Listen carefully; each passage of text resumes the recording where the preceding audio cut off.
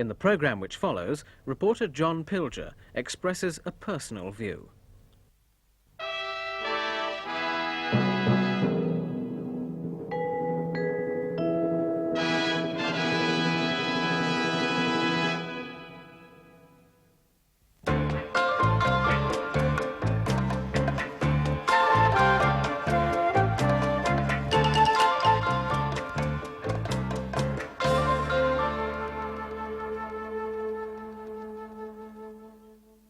America is truly God's own country.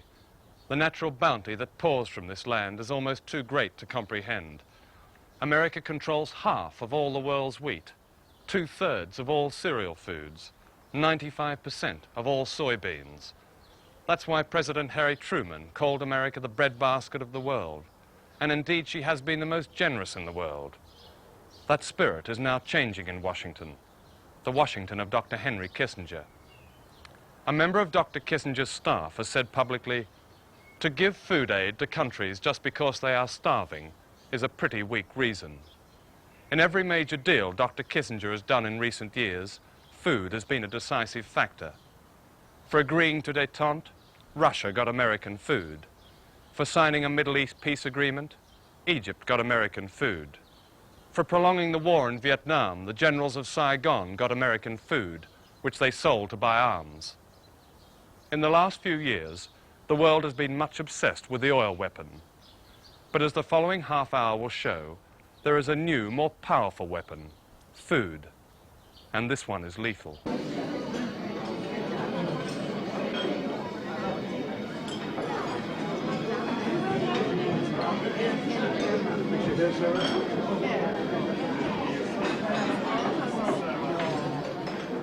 In the breadbasket of the world, the average American eats almost a ton of grain every year. In the hungry world, which is most of humanity, the average person eats less than a fifth of this amount, and that's barely enough to survive. 4 million Americans belong to weight-watching organizations, and in the United States, obesity is now officially listed as a cause of death. In Britain, we don't eat quite as much, but like the Americans, we feed most of our grain to meat-producing animals, grain that would feed some 20 million hungry people. In effect, we choose to feed animals rather than people.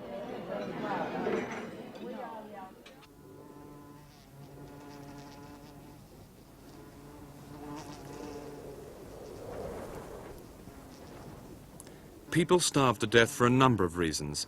The least understood reason is the denial of food for motives of politics and profit.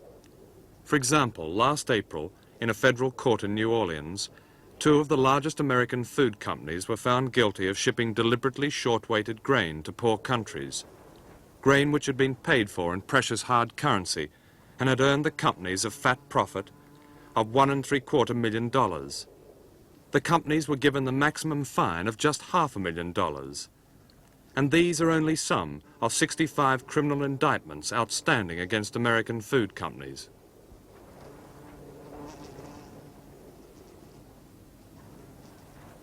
Of course, starving countries can buy American grain, if they can afford it. But since 1971, the American Secretary of Agriculture, Dr. Earl Butz, has evolved a policy to guarantee high food prices in order to please the powerful farmers' lobby. Under this policy, the price of American grain can be kept artificially high in world markets, American farmers can prosper, and the food companies can speculate. And Dr. Butz can have what he calls agri-power.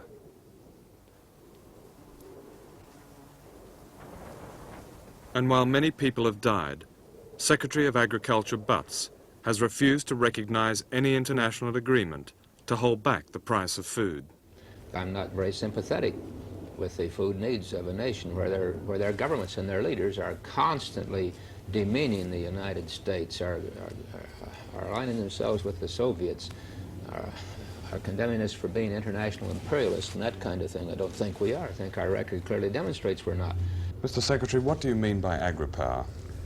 Agri-power is a concept that we have developed here in connection with food power. I think it's one of the great sources of strength in the days ahead. In the world today, we have 2 major power types. We have petropower and agri-power. With the zooming population of the world that's going to increase 80% in the next 25 years, food is bound to move to the front burner. It's going to be one of the most important things we face. How do we feed 80% more people than we have today? That's what I mean by agri-power. I think we in the United States have agri-power. We have the world's major breadbasket. We are the world's major source of feed grains and food grains that move in international channels. Last year, over half the grains that moved in international trade originated from the United States. We have that agri-power right here. This is the Center of Concern, a respected Washington organization which monitors U.S. food policy. Peter Henrio is a director. If I have something that you need, I have a certain power over you. The United States and Canada, our northern neighbor, presently control some 80% of the food that is in international markets. We're the breadbasket of the world in many, many ways. And that means that we have power. That means that things that we want to see done in the world, we have a good, strong arguing point when we say, we have food, you need food, we have certain things we'd like to see done. Will you do them?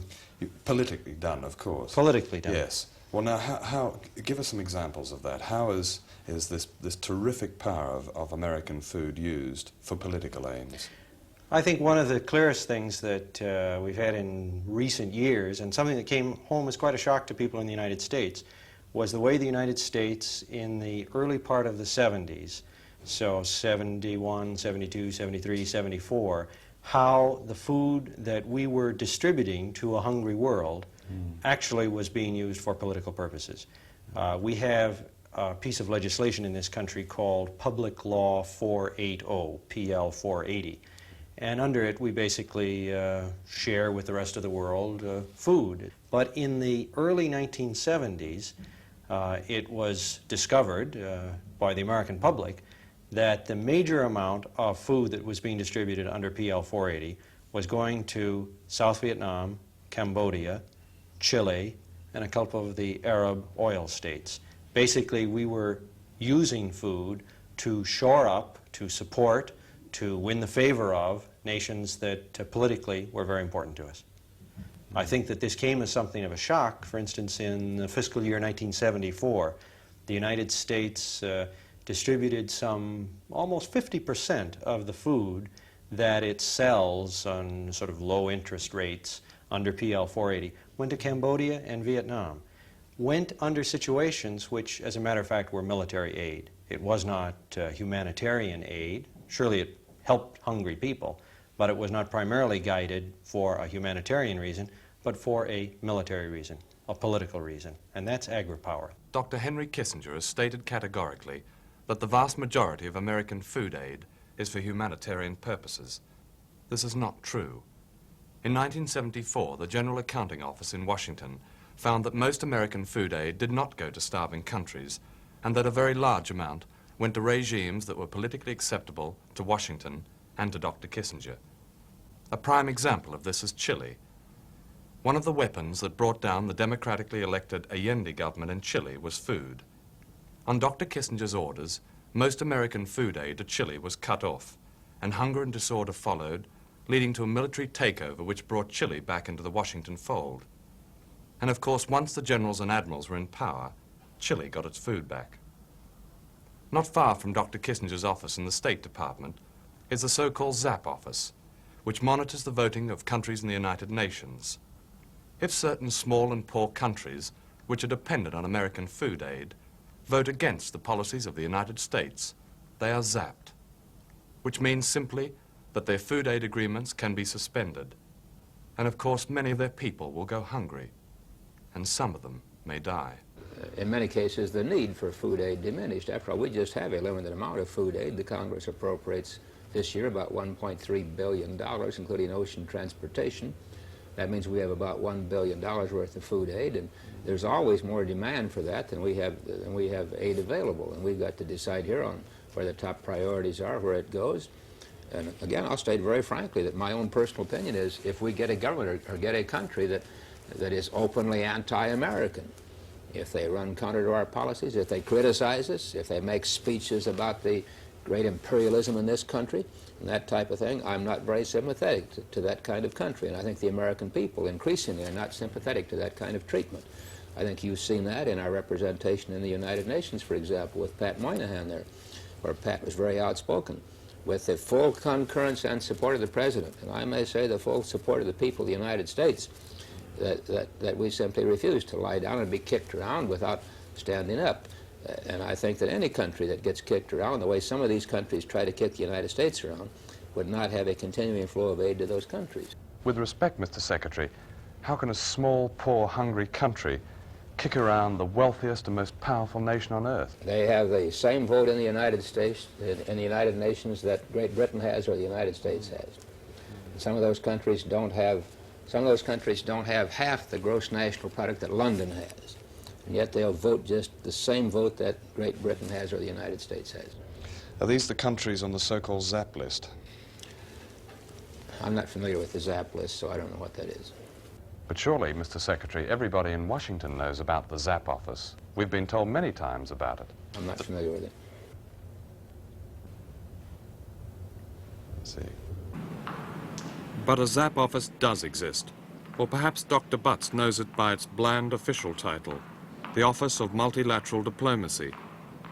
The existence of the Zap Office was admitted publicly last March by a senior State Department official, John A. Baker.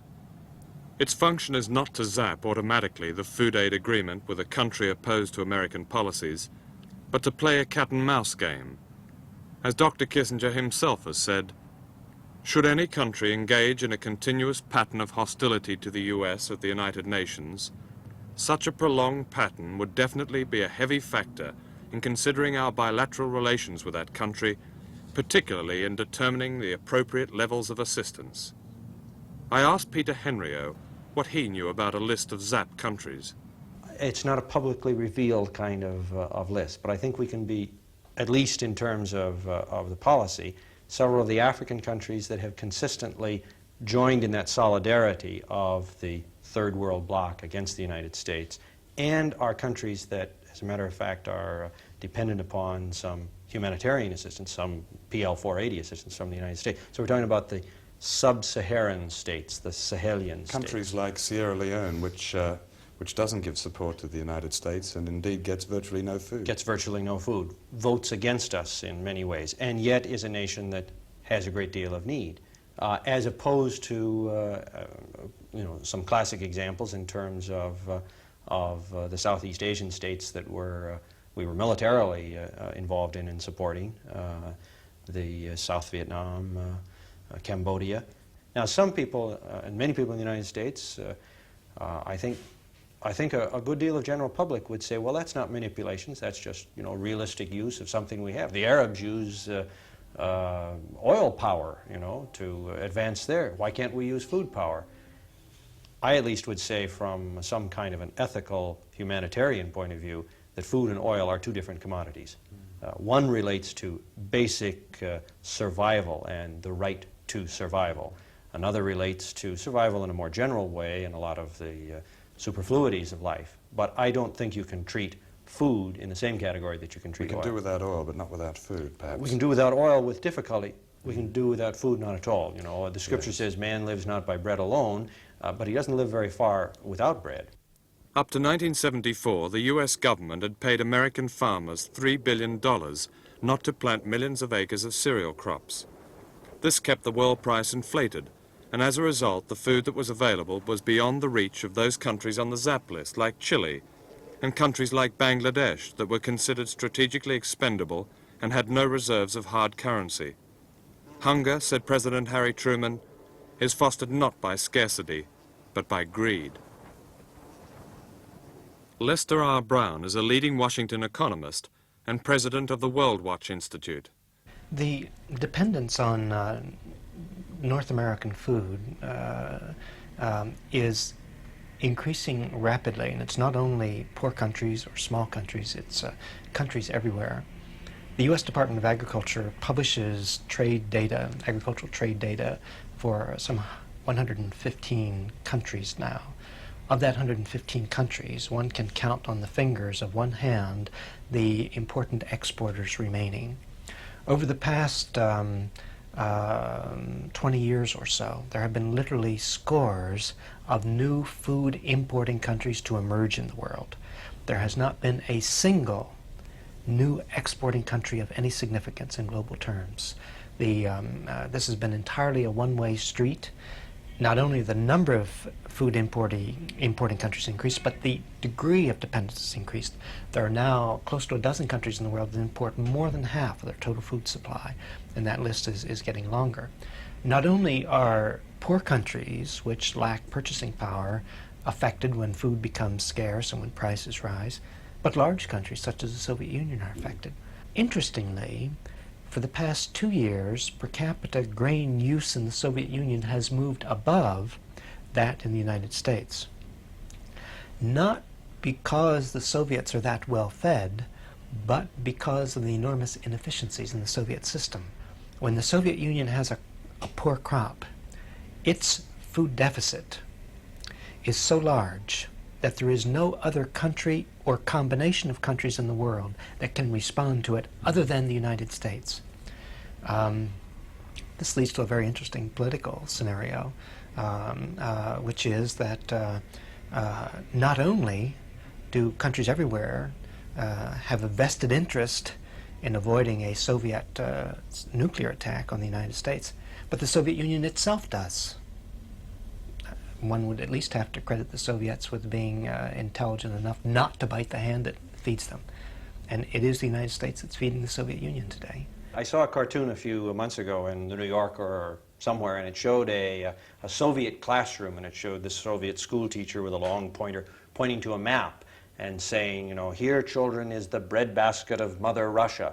And it was pointing to Iowa in the United States, the breadbasket of Mother Russia, because the Soviet Union has become very dependent upon its ability to enter into the international markets and purchase immense amounts of grains, purchase from the United States. Well, that puts a very interesting twist upon all the arguments about détente. Mr. Butts, you have said, and I quote, "Food is a weapon. It is now one of the principal negotiating tools in our kit." I'm wondering what you meant by that. It can be one of the principal diplomatic tools. I didn't say negotiating tools. I think diplomatic tools. We did use it last summer when we interrupted sales to the Soviets, for example, for a 3-month period. Out of this, we got a long-term agreement on Soviet purchases. They have obligated themselves to purchase a minimum of 6 million tons of wheat and corn, even in their years of good production, and may buy up to 8 million tons in any year with no questions asked. If we have it beyond that, and it's available to sell to them, we'll sell it. We have, this was the use of agri-power, I think, to achieve a desired end. I think we have to be careful that we don't make our farmers pawns on the chessboard of our State Department or the Department of Foreign Affairs, External Affairs, as you might say in Great Britain. On the other hand, if we get some countries dependent on us for their food supplies, as is becoming increasingly true of some of the socialist nations of Eastern Europe, if they build up their livestock populations based on a continuing flow of feed grains and soybeans from this country, they don't dare do anything that jeopardizes the flow of those food grains. That's a long-term positive use of agri-power. Perhaps the evidence presented so far might lead you to think that one nation's use of its resources as a means to a political end is simply part of the great cynical international game. The trouble with this thinking is that the game, the denial of food to hungry people, has a corrupting effect on even the most powerful players, and in the long term threatens even their survival. Why? Because no matter how rich or poor, obese or starving, we are all of us in the same troubled sea, as Peter Henriot now explains. A few nations are on a lifeboat, and there's a lot of nations that are swimming around in the water, and they want to get on our lifeboat. But as in a shipwreck, if you let all the survivors get on just the one lifeboat that's able to be making it, then that lifeboat sinks and we all go down. And so therefore you have to shove some people off. That's the only humane thing to do in order to ensure that some survive. The lifeboat analogy, Professor Garrett Hardin has used this analogy, says the rich nations, the industrialized nations, in order to be truly humane, are going to have to let other nations be expendable. But what it doesn't ask is, how did we get in the lifeboat? Why isn't there more room in our lifeboat? you know, maybe we should throw off some of the golf clubs and some of the stereo sets and some of the big refrigerators that are in this lifeboat in order to let some more human beings in it. Number one, it doesn't say, it says these people are just swimming around there in the water, the poor nations. No, they've got little rafts of their own. And you know, given a better chance, their little rafts might not be as big as our big lifeboat, but they'd make it. But number two, we've built our lifeboat out of some of the logs from their little rafts. And number three, we need some of those logs to keep afloat. And number four, our lifeboat is very inefficient. It's got a lot of, you know, junk in it. Number five, if their little lifeboats, their little rafts, begin capsizing, it'll make the water very unstable, and as a matter of fact, cause us to be unstable. Another sort of a thing is they're swimming around there. They don't want to necessarily get into our lifeboat, everybody be equal. They at least want to have enough of a raft to be able to survive. You may remember this horrifying film from Bangladesh, which I showed last year. I show it again because, good harvest or bad, the situation will never really change in Bangladesh and in countries like it, while they are dependent on the fickle and political charity of a great power. This dependence is an inevitable part of agri-power, which forces the poorest countries into an endless cycle of poverty. While all their foreign exchange goes on imported food, they cannot begin to develop themselves, to invest in farm technology, and to make themselves self-sufficient. Of course, in this way, poor countries are kept politically weak and ineffectual on the world stage, unlike China, for example, which is not dependent on anybody. Human civilization is very tenuous, very fragile fabric, and it can be broken in very easy ways. And I think that one of the things that kind of holds us together and promotes us is a humanitarian response that sees brothers and sisters as equals, and we don't let little babies die while we worry whether this is diet cola or how many calories are in this potato. If we move into a political stance, a military stance, an economic stance, that as a matter of fact begins saying who lives and who dies on the basis of political, economic, and military reasons, then we're straining that very thin, tenuous, fragile fabric of civilization. I think, and to cite a British author, C.P. Snow, several years ago, was asked one time in a television interview, I think, you know, what would be the most terrible thing that could happen in the world? That, you know, millions would die of starvation? And he said, no, the most terrible thing that would happen is that millions would die of starvation and we'd watch them die on colored television. He didn't say the next point, but I say it. That's because we die too. Because what kind of a world does it mean to live in that we maintain our present standards, situations, etc., by the expense of millions of dying? We're not alive then, in any kind of human sense. Perhaps some of you have become immune to images of horror coming from places that seem so remote and hopeless. Indeed, if this film has attacked only your emotions, then it has failed. Because starvation is not caused by hopelessness or fatalism, but by political decisions taken by those who control most of the world's economy.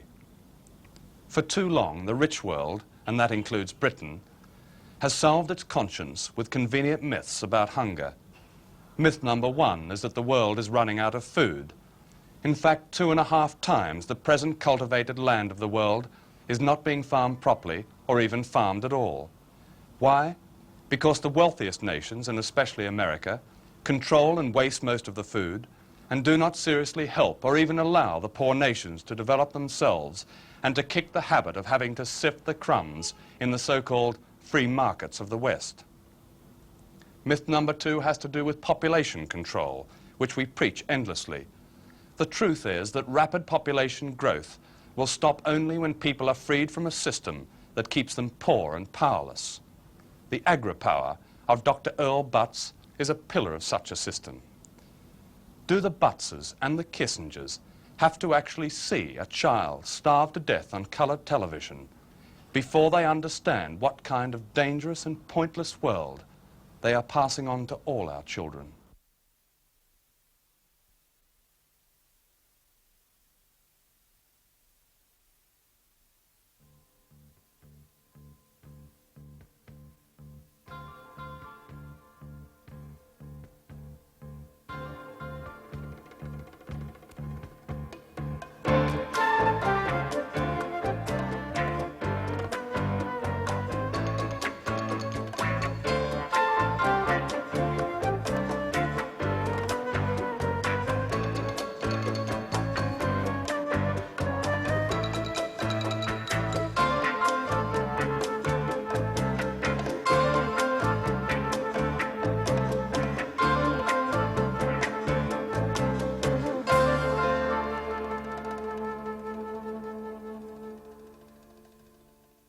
In the programme you've just seen, reporter John Pilger was expressing a personal view.